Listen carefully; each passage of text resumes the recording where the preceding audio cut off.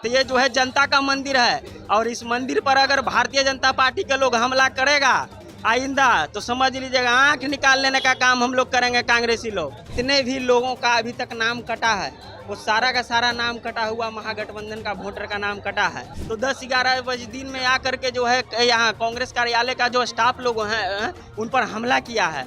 Staff का क्या गलती है? स्टाफ लोगों को आप मार के बहुत बड़ा तीर समझ रहे हैं क्या? ये लाठी डंडा से बिहार को क्या बताना चाहते हैं, क्या दिखाना चाहते हैं बिहार को कि हम लोग लठैत हो गए हैं? तो लठैत हो गए हैं तो कल आइए। ये सदाकत आश्रम पे हमला नहीं है, ये बिहार के इतिहास पे हमला है, बिहार के सम्मान पे हमला है। जब इनको बात करनी चाहिए बिहार में पलायन की, बेरोजगारी की, अशिक्षा की, लगातार हत्या मर्डर हो रही है, ये सब खत्म करने की इनकी जिम्मेवारी नहीं दिख रही है। कल हम लोग आ रहे हैं बिहार के सम्मान में, वोटरों के सम्मान में चैलेंज दे रहे हैं। एकदम चैलेंज है। किसके लिए है? यह जनता की तरफ से चैलेंज है। किसको दे रहे हैं? जो आज लठैत बने फिर रहे हैं, मतदाताओं को जागरूक करने के लिए की गई है और बिहार का मतदाता, युवा, बेरोजगार, किसान सब जागरूक हो चुके हैं और उनको राहुल गांधी जी ने एहसास दिला दिया गया है कि आपके मताधिकार की चोरी केंद्र सरकार के मिलीभगत से चुनाव आयोग कर रहा है। यह वो कार्यालय है जहां पे भारत के प्रथम राष्ट्रपति राजेंद्र प्रसाद जी यहाँ बैठकर और यहाँ कार्य किया करते थे। यहाँ की मिट्टी को तो बिहार वासियों को अपने माथे लगाना चाहिए, ना कि हमला करना चाहिए।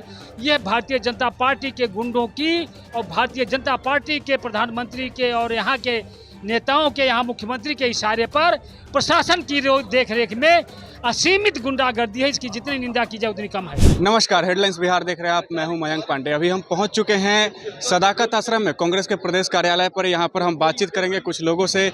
आप देख सकते हैं यात्रा जो चल रही है राहुल गांधी की, उसके लिए जो यहां पर हुजूम उमड़ रहा है सदाकत आश्रम में, लोगों की, तमाम लोगों की भीड़ है। आप देख सकते हैं यहाँ पर लोगों का हुजूम है। ऐसे में हम लोगों से बातचीत करेंगे सदाकत आश्रम के अंदर कि जो ये जो यात्रा है उसके राहुल गांधी के ऊपर, कांग्रेस के ऊपर क्या परिणाम होंगे चुनाव में, इसका क्या फायदा होगा कांग्रेस को, और जो हमला हुआ था सदाकत आश्रम में उसके ऊपर भी हम लोग बातचीत करेंगे। अभी हमारे साथ कुछ लोग हैं।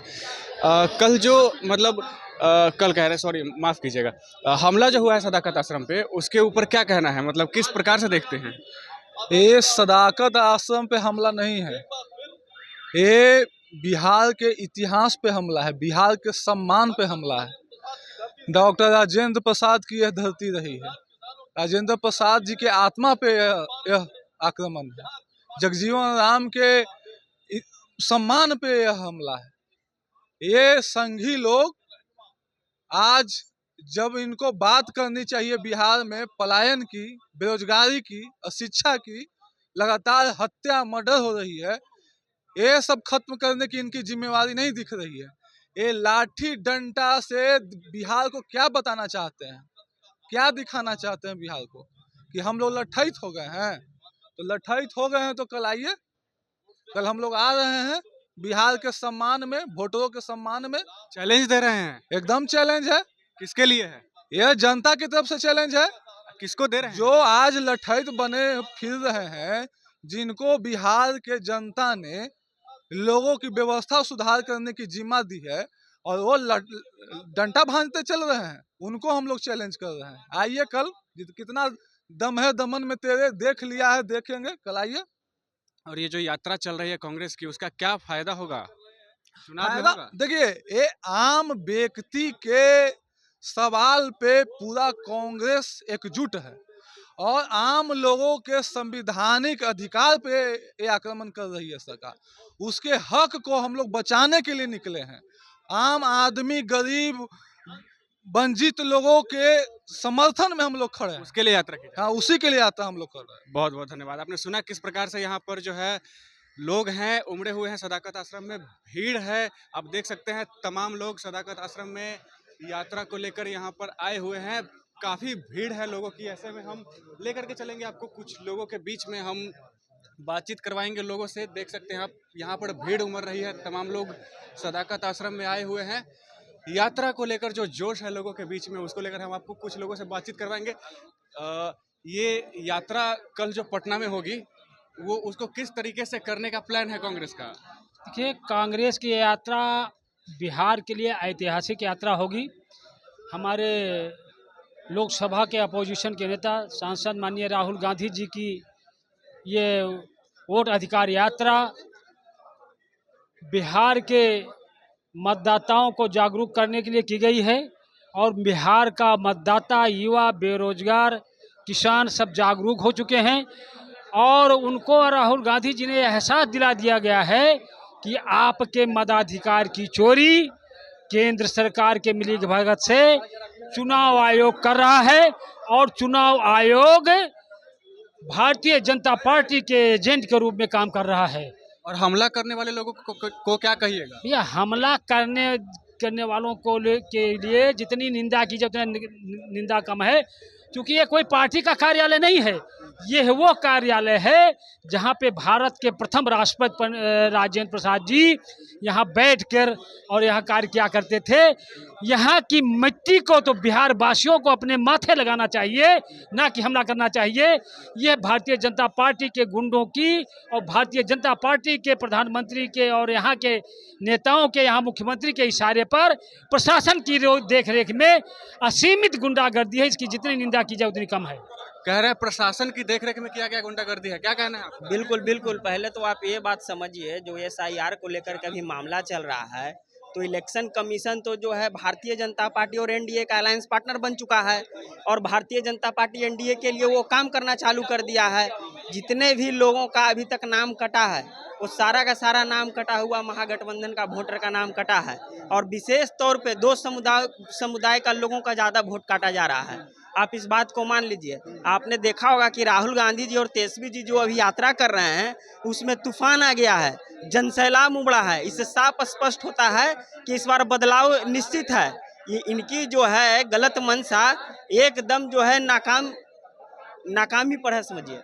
और पटना में जो कल यात्रा होगी उसको लेकर क्या आप लोग का प्लान है? कल जो पटना में यात्रा है उसमें लाखों की संख्या में कर भीड़ होगी।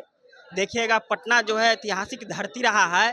यहाँ से जो कल क्रांति होगी, एक मैसेज देश में जाएगा कि वोट चोरी जिस तरीके से NDA सरकार कर रही थी, तो वो महागठबंधन ने जिस तरीके से विरोध करके जनता के पक्ष में आवाज उठाया है, बहुत ही सराहनीय है। बताइए, आप सुन रहे थे, क्या कह रहे थे ये? अभी हम और लोगों से आपको बातचीत करवाएंगे। सदाकत आश्रम पे हमला हुआ था, उस पर क्या कहना है? बहुत निंदनीय है जिस तरीके का घटना किया गया भाजपा के गुंडों के द्वारा, जिसमें दीघा से संजीव चौरसिया जी भी थे विधायक, और तमाम विधायक और मंत्री। सुनिए, जो आप ये बात पूछ रहे हैं, जो घटना उन लोगों ने किया है और गाली की बात कह रहे हैं हमारी आदि टिप्पणी किया है, तो वो जो है कांग्रेसी कोई वर्कर है? वो तो भारतीय जनता पार्टी का वर्कर है। वो खुद जो है अपना आदमी को भेज करके गाली बकवाते हैं और कहते हैं कि जो है कांग्रेसी हैं। कांग्रेसी का जो है ना संस्कार में ये नहीं है। 10-11 बजे दिन में जब जान रही हैं लोग कि पूरा कांग्रेसी अभी यात्रा में है, तो 10-11 बजे दिन में आकर के जो है यहाँ कांग्रेस कार्यालय का जो स्टाफ लोग हैं उन पर हमला किया है। स्टाफ का क्या गलती है? स्टाफ लोगों को आप मार के बहुत बड़ा तीर समझ रहे हैं क्या? सुन लीजिए, ये जो है सदाकत आश्रम है ना, यहाँ से कई पूर्व में आप देखिए चाहे वर्तमान में देखिए, जनता सेवा शुरू से हुआ है और आज भी हो रहा है। तो ये जो है जनता का मंदिर है। और इस मंदिर पर अगर भारतीय जनता पार्टी के लोग हमला करेगा आइंदा, तो समझ लीजिएगा आंख निकाल लेने का काम हम लोग करेंगे। कांग्रेसी लोग चेतावनी दे रहे हैं। बिल्कुल चैलेंज कर रहा हूँ कि आइंदा अगर दोबारा एक गलती की कांग्रेस कार्यालय पे चढ़ने की, तो कांग्रेस का कार्यकर्ता जो है आंख निकाल लेगा। अब देख रहे थे किस तरीके से जोश से परिपूर्ण नजर आ रहे हैं सदाकत आश्रम में। कांग्रेस के जो कार्यकर्ता हैं सभी जोश से परिपूर्ण हैं, और भारतीय जनता पार्टी को और जो हमला करने वाले लोग हैं उनको चैलेंज दिया जा रहा है कि आज के बाद से ऐसा नहीं होना चाहिए, नहीं तो उनके साथ उससे भी बुरा किया जाएगा। आपने सुना किस तरीके से लोग कह रहे थे कि 1 तारीख को अगर कोई हमला करेगा तो उसको देख लिया जाएगा। ये जो कांग्रेस के कार्यकर्ता है सब जोश से परिपूर्ण है, सब कह रहे हैं कि इस तरीके का जो है सदाकत आश्रम में नहीं होना चाहिए इस तरीके का हमला। अब देखना दिलचस्प होगा कि जो 1 तारीख को जो राहुल गांधी की रैली है पटना में, वो किस तरीके से होती है, सफल होती है या उसमें कितने लोगों की भीड़ जुटती है। तब तक के लिए तमाम खबरों और अपडेट्स के लिए बने रहिए हमारे साथ और देखते रहिए हेडलाइंस बिहार। धन्यवाद।